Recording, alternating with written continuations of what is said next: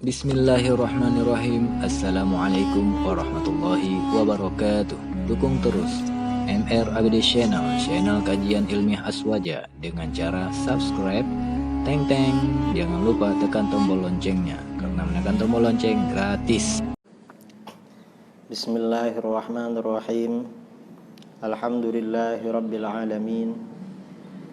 Wassalatu wassalamu ala asyrafil anbiya wal mursalin Sayyidina Muhammadin wa ala alihi wa sahbihi ajma'in, amma ba'du. Saudara-saudaraku kaum muslimin dan muslimat dimanapun Anda berada, insyaallah setiap jam 9 pagi waktu Indonesia Barat atau jam 10 pagi waktu Malaysia dan sekitarnya, kita akan mengadakan kajian Ahlus Sunnah wal Jamaah dengan membaca kitab Mukhtasar Al-I'tiqad lil Imam Al-Baihaqi, karangan Imam Asy-Sya'rani.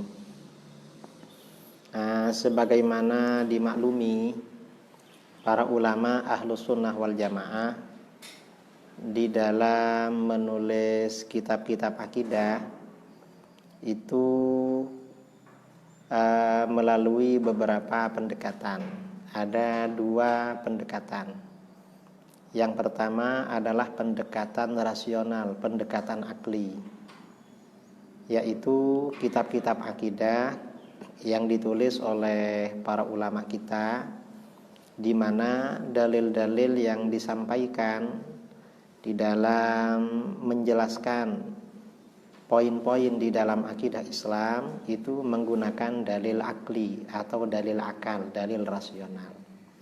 Kitab-kitab ini yang biasa diajarkan di pondok-pondok pesantren, seperti kitab-kitabnya Imam Sanusi, kitab-kitabnya Syekh Al-Bajuri, kitabnya Syekh Ad-Dardir, dan kitab-kitab akidah seperti juga syarah-syarah Jauharah At-Tauhid yang diajarkan di pondok, itu rata-rata pendekatannya akli. Artinya dalil yang disampaikan adalah dalil akal. Kemudian para ulama kita Ahlus Sunnah wal Jamaah, ada juga kelompok lain sama-sama Ahlus Sunnah menulis kitab-kitab akidah menggunakan pendekatan nakli. Maksudnya ketika menyampaikan poin-poin di dalam akidah Ahlus Sunnah wal Jamaah, dalil yang disampaikan adalah dalil nakli. Dalil nakli artinya dalil dari Al-Quran dan hadis. Nah, di antara ulama kita yang melakukan pendekatan nakli menjelaskan akidah Ahlus Sunnah wal Jamaah dengan dalil-dalil Al-Quran hadis adalah Imam Al-Baihaqi. Imam Al-Baihaqi banyak menulis kitab akidah di dalam masalah ini, dan dalil-dalilnya biasanya Al-Quran hadis. Di antaranya kitab beliau yang populer di dunia Islam adalah kitab Al-I'tiqad wal Hidayah ila Sabilir Rasyad.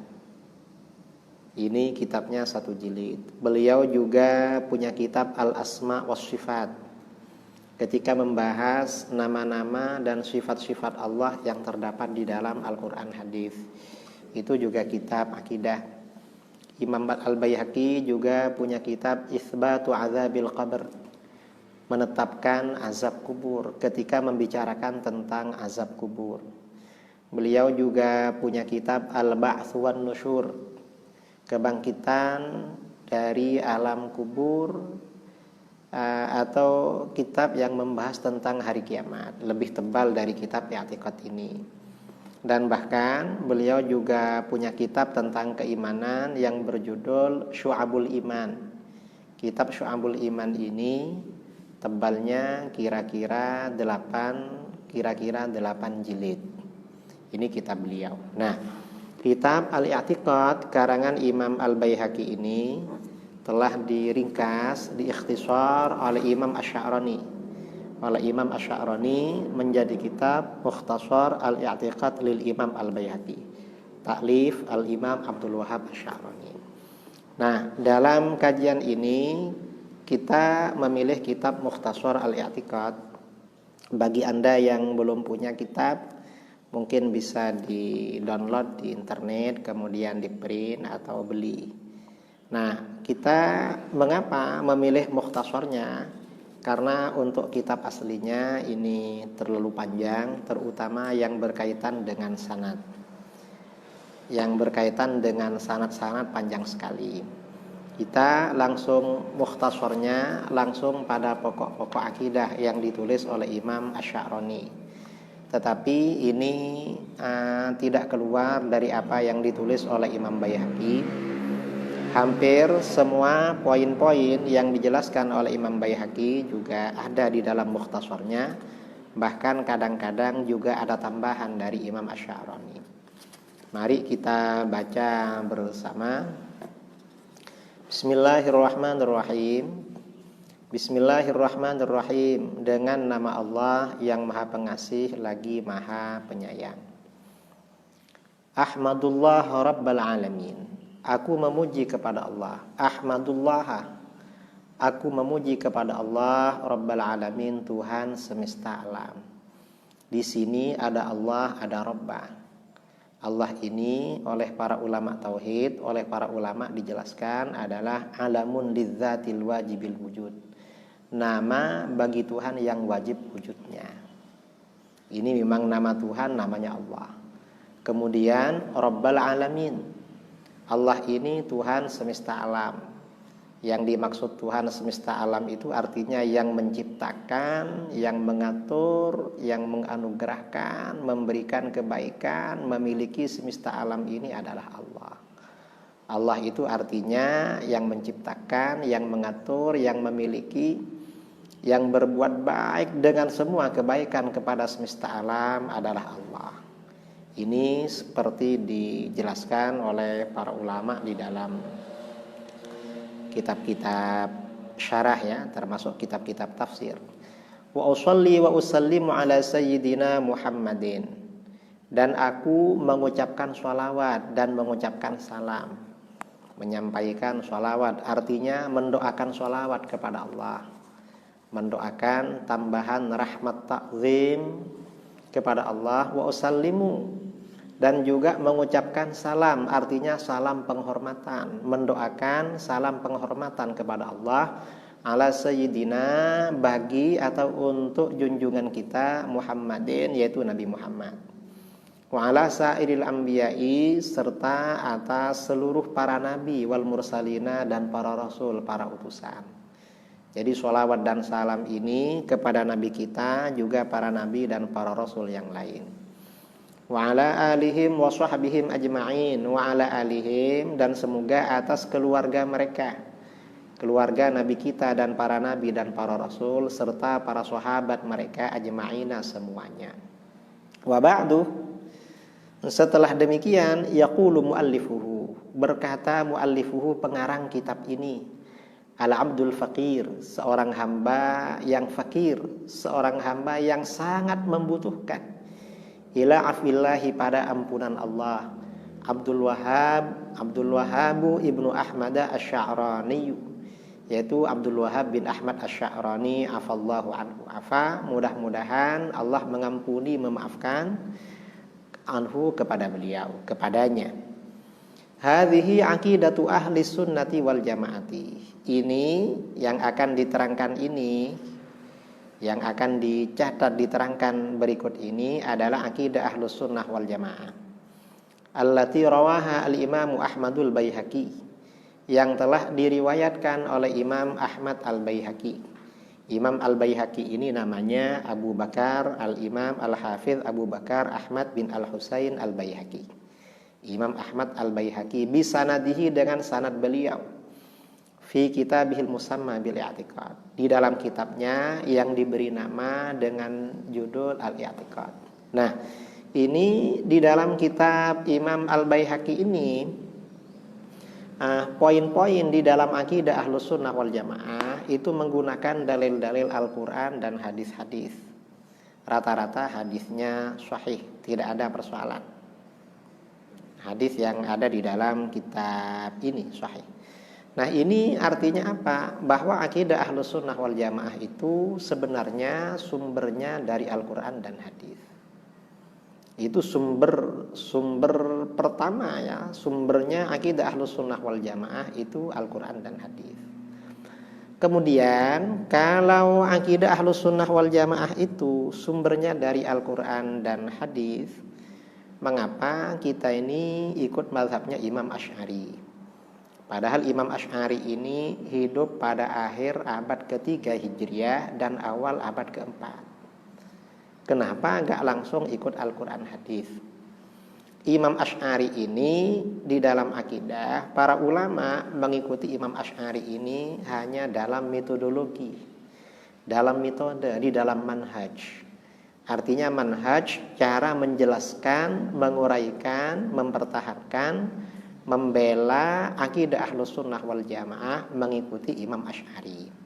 Sedangkan pokok-pokok akidahnya itu sudah ada di dalam Al-Quran dan hadis. Karenanya kalau ada yang bertanya kapan akidah Ahlus Sunnah wal Jamaah itu lahir, akidah Ahlus Sunnah wal Jamaah itu lahir ya bersama dengan lahirnya Islam itu sendiri.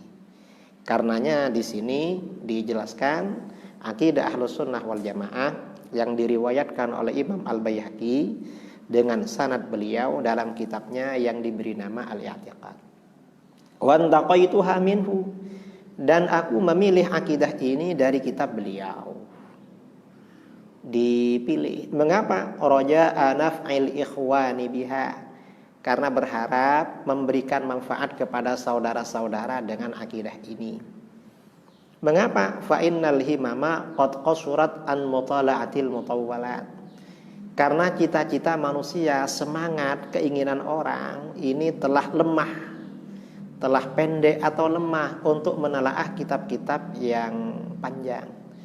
Jadi ini artinya apa? Pada masa Imam Asy'arani, murid-murid beliau, masyarakat pada waktu itu, untuk menelaah kitab-kitab yang satu jilid ini sudah lemah, tidak ada semangat. Itu pada masa beliau. Karenanya kitabnya Imam Al-Baihaqi yang semula ini tebalnya 472 halaman oleh Imam Asy'arani diringkas menjadi lebih tipis lagi. Menjadi lebih tipis ini kira-kira 98 halaman, 97 atau 98. Ini karenanya kita jangan sampai tidak mengikuti kajian ini. Ini sudah pendek. Kalau sudah pendek gak mau apalagi yang tebal. Fa'akul, maka aku berkata wabillahi taufik, dan hanya kepada Allah kita memohon pertolongan. Ini mengisyaratkan bahwa taufik itu artinya khalqu qudratit ta'ah fil abdi, menciptakan kemampuan berbuat baik pada seseorang, itu dari Allah. Artinya apa? Menurut Imam Asy'arani dan menurut para ulama, orang bisa ngarang kitab seperti ini itu semata-mata karena taufik dari Allah.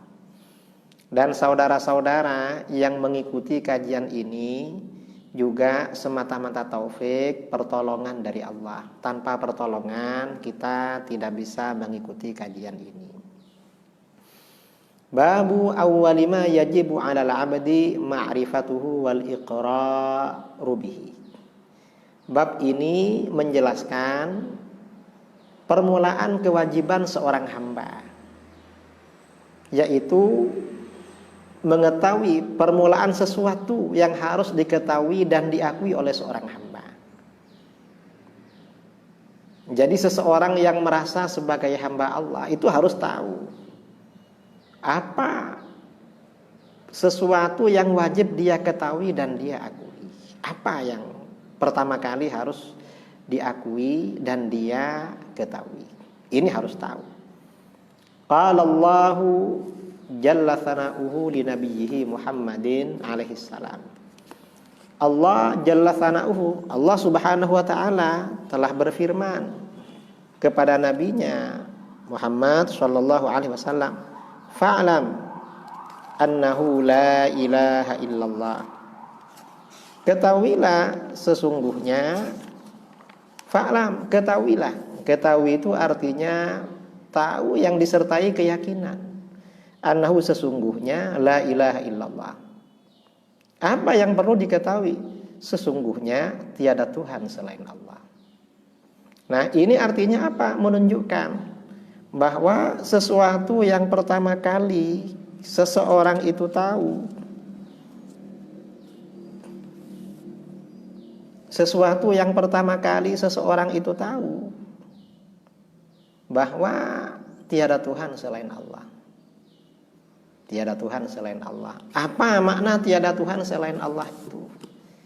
Imam As-Sanusi di dalam kitab Ummul Barahin, yang dimaksud tiada Tuhan selain Allah itu artinya bahwa segala sesuatu yang ada di dunia ini pasti memerlukan Allah. Sebelum ada, untuk menjadi ada perlu pada Allah. Kalau gak diadakan oleh Allah, gak ada. Setelah ada, untuk menjaga eksistensinya, keberadaannya juga perlu pada Allah. Termasuk pada masa-masa sekarang ini, pada masa-masa wabah dunia yang namanya wabah virus corona, coronavirus atau COVID-19. Kita ini gak apa-apa, bisa gak apa-apa asalkan dilindungi oleh Allah. Perlu pada Allah. Insya Allah oleh Allah dilindungi. Ini yang makna yang pertama. Artinya segala sesuatu butuh pada Allah. Sebelum ada menuju ada perlu diadakan oleh Allah. Setelah ada menjaga keberadaannya juga perlu pada perlindungan Allah. Itu siapa saja. Yang kedua, makna tiada Tuhan selain Allah itu artinya Allah itu tidak perlu kepada apapun. Allah tidak perlu kepada siapapun dan tidak perlu kepada apapun. Ini makna la ilaha illallah. Wa qala lahu wa li ummatihi, Allah juga berfirman kepada baginda Nabi SAW juga kepada umatnya. Fa'lamu annallaha maulakum. Ketahuilah sesungguhnya Allah itu adalah Tuhan kamu. Sesungguhnya Allah itu yang memiliki kamu. Sesungguhnya Allah itu yang menolong kamu. Sesungguhnya Allah itu yang menyayangi kamu. Semuanya Allah. Ini harus diketahui. Karenanya di dalam masalah apapun kita kembali kepada Allah. Wa qala, Allah juga berfirman, fa'lamu, maka ketahuilah, kalian semua harus tahu, annama unzila bi'ilmillah wa alla ilaha illahu. Sesungguhnya Al-Quran ini telah diturunkan. Sesungguhnya Al-Quran ini hanyalah diturunkan dengan pengetahuan Allah, dengan wahyu dari Allah. Dan sesungguhnya tiada Tuhan kecuali Dia, kecuali Allah. Gak ada Tuhan selain Allah.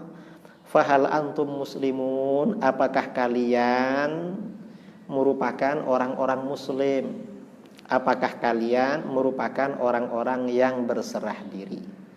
Qala al-Baihaqi, Imam al-Baihaqi berkata, ini mengutip dari Imam al-Baihaqi, fawajaba bil ayatil uwali ma'rifatullahi ta'ala wa ilmihi. Dengan ayat-ayat yang pertama, fa'lam annahu la ilaha illallah, fa'lamu annallaha maulakum, maka menjadi wajib, kita ini wajib ma'rifat kepada Allah. Ma'rifat artinya mengetahui yang disertai keyakinan, dan pengetahuan itu benar, itu namanya ma'rifat. Kalau pengetahuannya tidak benar, namanya bukan ma'rifat, berarti belum tahu. Kemudian juga selain ma'rifat, ya, juga mengetahui pengetahuan Allah, bahwa Allah itu punya sifat ilmu dengan ayat-ayat tadi. Wa wajibi bil ayatil akhirati, dan wajib dengan ayat yang terakhir. Surat Hud ayat 14, fa'lamu annama unzila bi'ilmillah wa alla ilaha illahu fahal antum muslimun. Al-i'tirafu bihi, mengakui pada ketuhanan Allah, bahwa tiada Tuhan selain Allah. Seorang muslim wajib mengakui. Wasyahadatu lahu bima arrafahu, dan menyaksikan pada ketuhanan Allah dengan apa yang telah diperkenalkan oleh Allah. Tiada Tuhan selain Allah. Wa dallatis sunnatu ala mithli ma dalla alaihil kitab. Dan hadis-hadis Nabi sallallahu alaihi wasallam, sunnah, juga menunjukkan seperti apa yang telah ditunjukkan oleh Al-Qur'an. Qala Al-Baihaqi berkata, wa rawaina an Jabirin wa Abi Hurairah radhiyallahu anhuma. Kami meriwayatkan dari sahabat Jabir dan Abi Hurairah radhiyallahu anhuma. Qala, keduanya berkata, qala Rasulullah sallallahu alaihi wasallam. Rasulullah sallallahu alaihi wasallam bersabda, umirtu an uqatilan nas hatta yaqulu la ilaha illallah. Aku diperintahkan untuk memerangi manusia hingga mereka berkata tiada Tuhan selain Allah. Nah, artinya apa? Manusia ini diajak oleh baginda Rasulullah SAW, juga oleh umat Islam, orang-orang ini diajak apa? Yang pertama kali mengucapkan tiada Tuhan selain Allah. Karena ini kewajiban pertama. Fa idza qaluha, apabila manusia telah mengucapkan la ilaha illallah, tiada Tuhan selain Allah, aswamu minni dima'ahum wa amwalahum, maka berarti mereka telah melindungi darah dan harta mereka dariku. Artinya kalau sudah mengucapkan la ilaha illallah itu gak boleh diperangi, karena la ilaha illallah ini pelindung. Illa bihaqqiha, kecuali dengan haknya la ilaha illallah. Maksudnya apa? Orang itu boleh dibunuh atau diambil hartanya karena kewajiban la ilaha illallah, kewajiban agama. Apa? Contohnya orang membunuh orang, maka dibunuh. Atau contohnya zakat, maka diambil hartanya karena untuk zakat. Wa hisabuhum 'ala Allah, sedangkan perhitungan mereka itu pada Allah. Hisab mereka. Maksudnya bagaimana?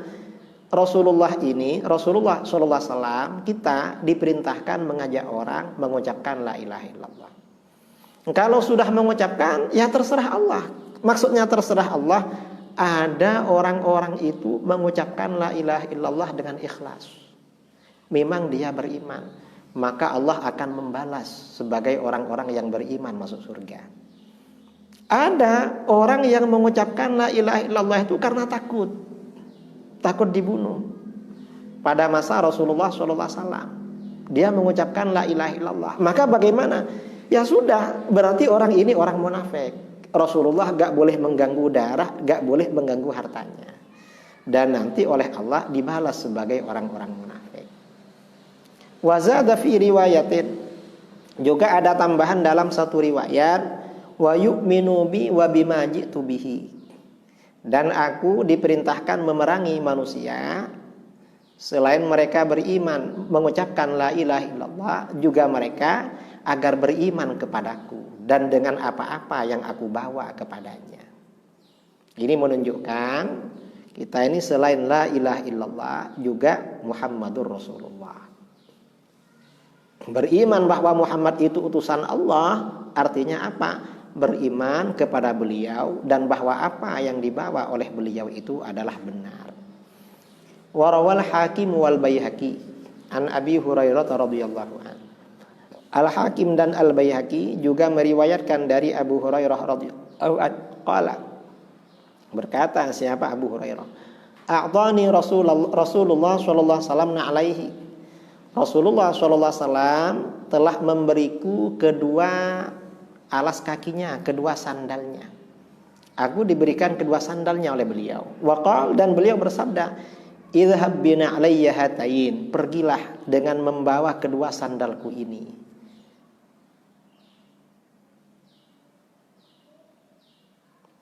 Faman laqita min wara'i hadzal ha'id yashhadu an la ilaha illallah mustayaqinan biha qalbuhu fabashshirhu bil jannah.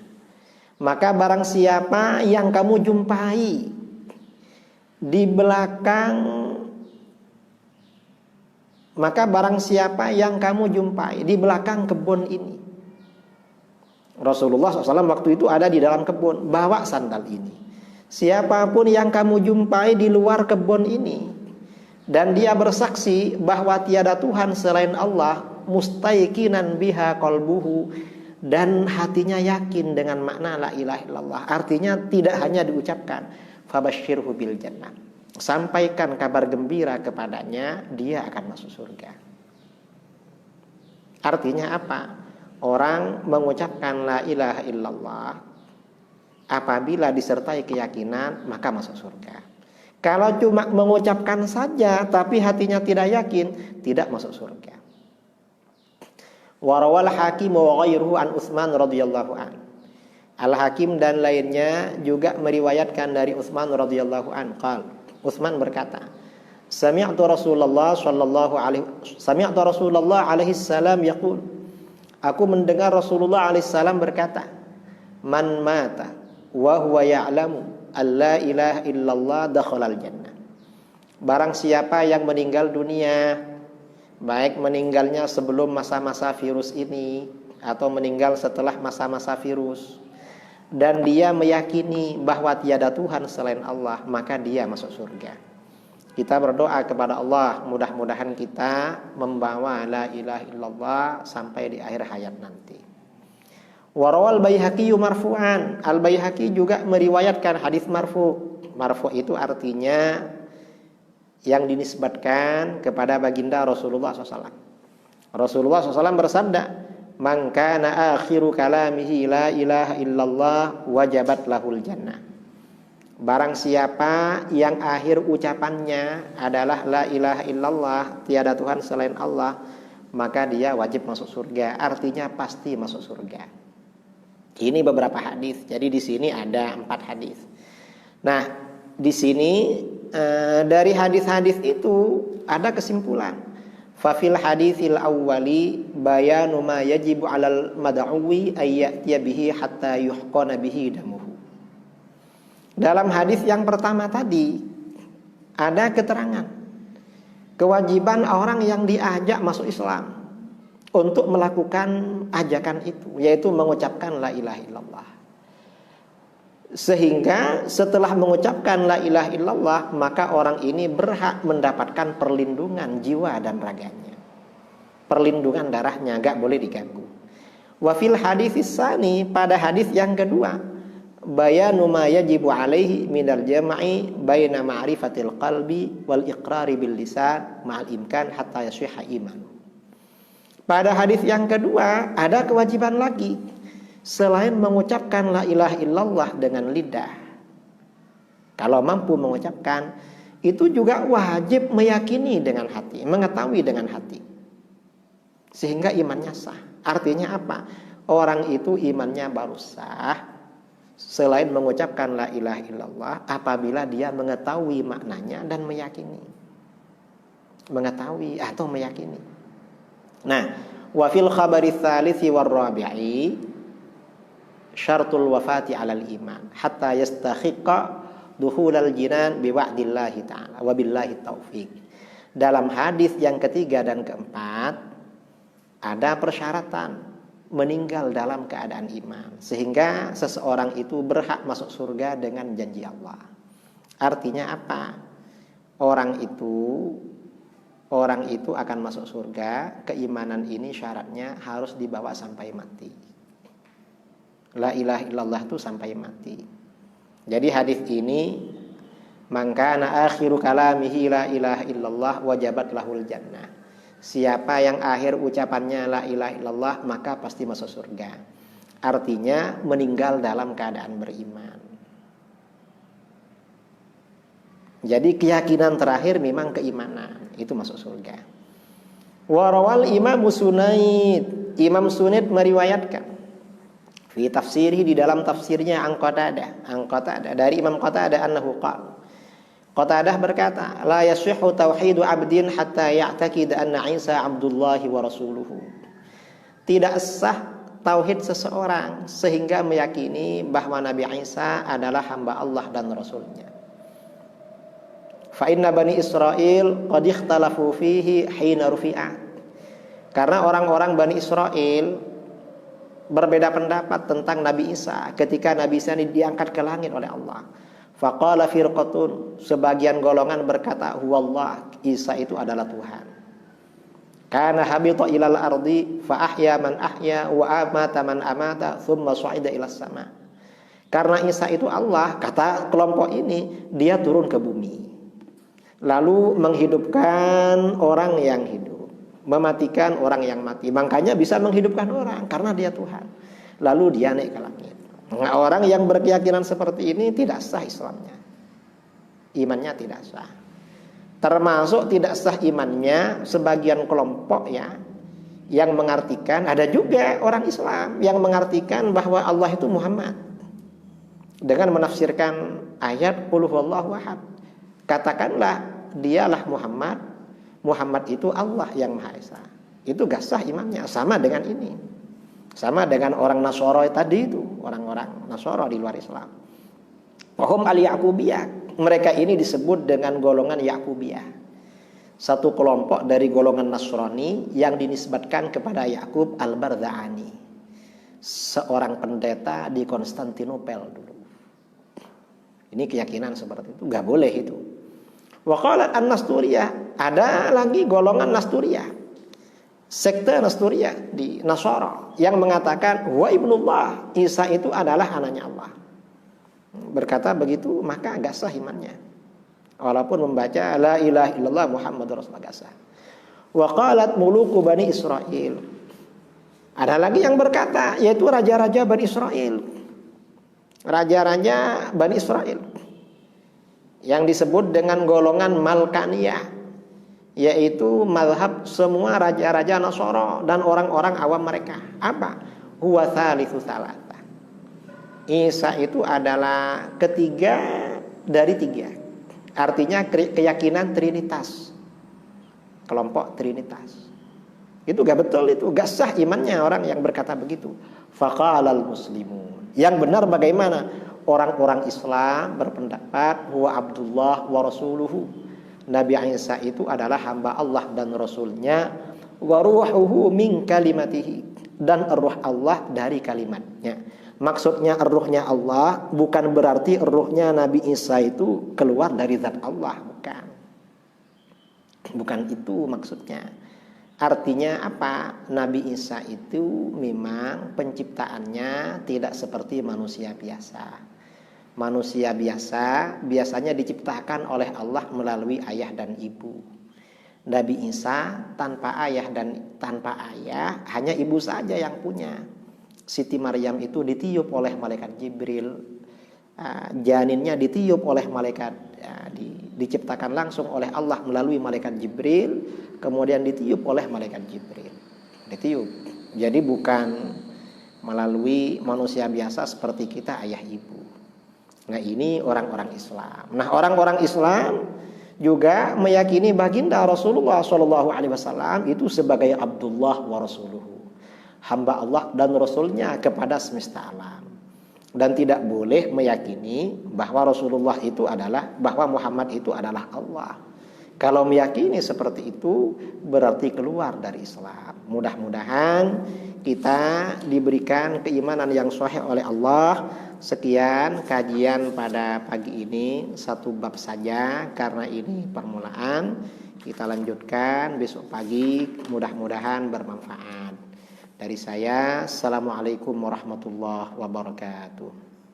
أحمد يا حبيبي أحمد يا حبيبي أحمد يا حبيبي سلام عليك.